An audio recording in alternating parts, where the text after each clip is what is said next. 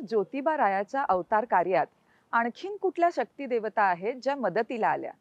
केदारनाथाच्या या संपूर्ण चरित्रामध्ये अनेक शक्ती देवता या नाथ केदाराबरोबर आहेत. जसं आपण आधी ऐकलं तसं आदिशक्ती जगदंबा, करवीर निवासिनी महालक्ष्मी अर्थात आई अंबाबाई तर आहेच, पण त्याचबरोबर चरवासुराला मारणारी चरपटांबा अर्थात चोपडाई सुद्धा आहे.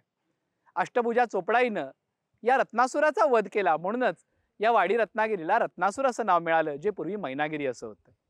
त्याचबरोबर जगदंबा करवीर निवासिनी तर आहे, जिनं कोल्हासुराचा संहार केला. केदारनाथ ज्यावेळेला उत्तरेहून दक्षिणेला आले, त्यांनी अनेक ठिकाणच्या अनेक दैत्यांचा संहार केला.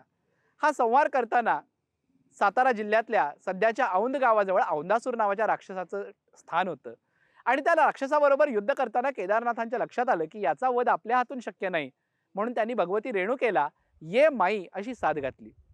त्याचाच कालांतरानं अपभ्रंश होऊन यमाई हे तिचं नाव प्रसिद्ध झालं. अशी यमाई रेणुका जी पूर्वी औंधला विराजमान होती, ती केदारनाथांच्या आग्रहावरून या वाडी रत्नागिरीवरती चाफे बनात आली. त्याचबरोबर निनाई, मसाई, वाघजाई अशा अनेक देवता या वाडी रत्नागिरीवरती ठिकठिकाणी विराजमान आहेत.